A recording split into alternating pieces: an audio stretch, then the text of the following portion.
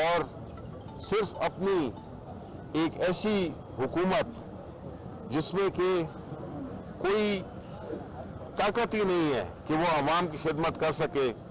الٹا وہ اپنی خدمت کر رہے ہیں، جس میں کہ پچھلے دنوں میں انہوں نے جو اشتہارات میں اربوں روپے لگائے ہیں، کام کچھ نہیں کیا لیکن اشتہاروں کو، اور یہ بھی ایک طریقہ ہے جھوٹ کو آگے بڑھانے کا۔ ہم یہ سمجھتے ہیں کہ جو چیزیں اس وقت ہو رہی ہیں، جس طریقے سے ابھی اپنی کابینہ کو یعنی جس تعداد سے بڑھایا گیا ہے، یہ ان لوگوں کے لیے انعام ہے جن کے ضمیر نہیں ہے، جنہوں نے اپنے ضمیر کو بیچا، جنہوں نے اپنی وفاداری کو بیچا اور یہ وزارتیں حاصل کی۔ ان وزارتوں کی حیثیت عوام کی نظر میں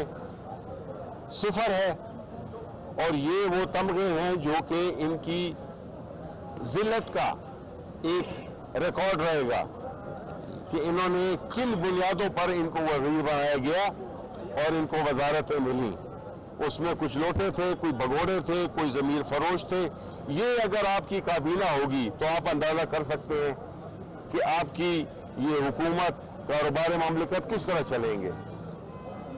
ایسے لوگ جن کو کہ عوام نے ریجیکٹ کیا، بری طرح ریجیکٹ کیا، وہ آپ کے وزیر بنے ہوئے ہیں، اور ایک طرف جو مہنگائی کا حال ہے اور دوسری طرف یہ عیاشیاں کہ یہ اتنی بڑی کابینہ، یعنی یہ 10 لوگ یا 12 لوگ جو کام نہیں کر سکے، یہ 100 بھی کر لیں ان کی نہ حکومت میں وہ ایک اخلاقی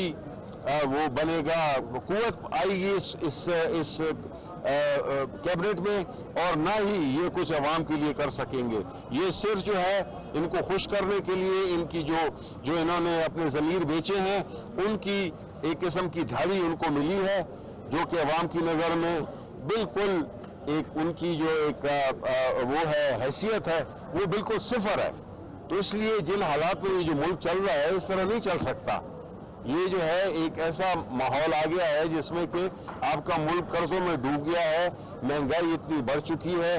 اور کوئی ریلیف ہے نہیں۔ آپ کے اوپر ایک ایسی حکومت مسلط کی گئی ہے جو کہ چوروں ڈاکوؤں پر مشتمل ہے۔ ان کا ریکارڈ آپ دیکھیں انہوں نے کیا کچھ کیا ہے اس ملک کے ساتھ، اور ان کو ہمارے اوپر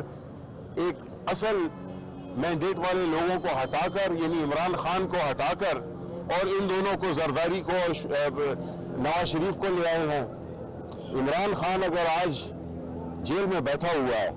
یہ واحد کنجی ہے، کیونکہ جس طرح آپ کی خیبر پختونخوا میں دہشت گردی ہو رہی ہے، جس طرح بلوچستان میں ہو رہی ہے، اور ابھی سندھ والے بھی اپنے پانی کے چکر میں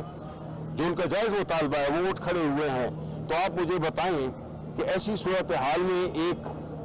ایسی حکومت جو کہ مصنوعی حکومت ہو، وہ کیسے ان سے نبردات ہو سکتی ہے؟ ایک عمران خان ہے جس نے اس پورے ملک کے نوجوانوں کو چونکہ ایک پورے ملک کی پارٹی ہے، ہماگیر ملک کی پارٹی ہے، ہر صوبے میں اس کی نمائندگی ہے، ایک وہی شخص ہے جو اس پورے ماحول کو اکٹھا کر سکتا ہے اور اس ملک کو دوبارہ ترقی کی راہ پہ لا سکتا ہے، ورنہ اگر ہم نے ان کے ہاتھ میں چھوڑا تو ملک کا پھر خدا ہی حافظ۔ شکریہ۔ متحدہ پوزیشن جو آپ لوگ بنا رہے ہیں، اور اس کے بعد جو احتجاج کا اعلان کیا ہے، کس طرح کا احتجاج کریں گے؟ اور متحدہ پوزیشن میں مولانا فضل الرحمان کے کچھ تحفظات ہیں، اس کا کیا بات ہے؟ جی بالکل، دیکھیں ہمارا جو اتحاد ہے اس پہ ہماری کوشش یہی ہے کہ ہم منیمم ایجنڈے پہ، یعنی وہ کیا ہے کہ اس ملک میں آئین اور قانون کی بالادستی ہو، اور یہ جو جھوٹے مینڈیٹ سے ایک حکومت ہم پہ مسلط کی گئی ہے، دوسرے الیکشن، تازہ الیکشن، ایک نئے الیکشن کمیشن کی موجودگی میں نئے الیکشن کرائے جائیں، کیونکہ یہ اس قسم کی 2 نمبر کی جو مینڈیٹ ہے نا، وہ آپ کو طاقت نہیں دیتا۔ اور جہاں تک مولانا فضل الرحمان صاحب کا تعلق ہے، تو مولانا فضل الرحمان صاحب ہم چاہیں گے کہ وہ ہمارے ساتھ ہمارے اتحاد میں شریک ہوں، ان کے ساتھ بات چیت چل رہی ہے، اور انشاءاللہ اگلے کوئی 3-4 میں ہماری ایک کمیٹی بھی بنی ہوئی ہے جس میں کہ ہمارے اسد کیسر صاحب ہیں اور مولانا صاحب کی طرف سے سینیٹر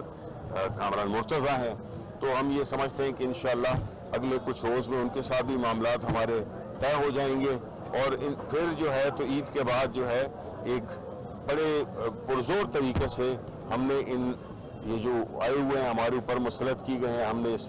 मुल्क की जान छुड़ानी है इन नालायकों से। ये जो करप्ट लोग हैं जब हम मुसलत किए गए हैं, और इस मुल्क को हमने दोबारा तरक्की के रास्ते पर डालना है। शबीबारा साहब, विपक्षी हुकूमत के खिलाफ तो आप अपनी कोशिशें कर रहे हैं, एहतजाज भी कर रहे हैं, ईवान में भी आवाज़ उठा रहे हैं, मीडिया पर भी आते हैं, लेकिन खैबर पख्तूनख्वा में देखिए यहाँ आपकी इमरान खान की हुकूमत है, 2 अक्सरियत वाली हुकूमत है, न तो आप अमन व अमान यहाँ पर कायम कर सके, अमन व अमान की बहाली में आप नाकाम है, और न इंसानी हुकूक की यहाँ की जो खिलाफ वर्जियाँ हो रही है उसका कोई रोकथाम हो सका। देखिए अच्छी के मशान नबी भी जो है वो अदालतें मुकर्रर रहे हैं और गायब है। देखिए अच्छी बात है कि आपने इंसानी हुकूक की बात की। ये हमारे मुल्क का मसला है, और ये पूरे जिस तरीके से पिछले 2-2.5 साल में पाकिस्तान तहरीक इंसाफ के साथ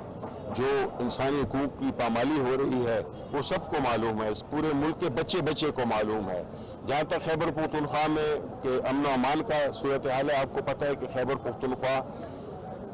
और बलूचिस्तान में ये एक बहुत ही एक संजीदा मसला है, जिसमें कि आपको मालूम है कि तारीखी तौर पर खैबर पख्तूनख्वा में जो दहशतगर्दी होती रही है वो कभी सर उठाते हैं, सर उनका वो कभी जाते हैं, लेकिन जो अभी है उसमें उसकी जो पहुंच है जो कि बन्नू तक यानी सदर्न डिस्ट्रिक्ट्स में बन्नू तक आ चुकी है, मेरा ख्याल है कि ये बिल्कुल ये बाइस तशवीश है। लेकिन जो खैबर पख्तूनख्वा की हुकूमत है, अली अमीन गंडापुर CM, वो पूरी उस तरीके से वो लगे हुए हैं इसको हल करने में। जिस तरह कि आपने देखा कुर्रम में एक मसाइल पैदा हुए, वो भी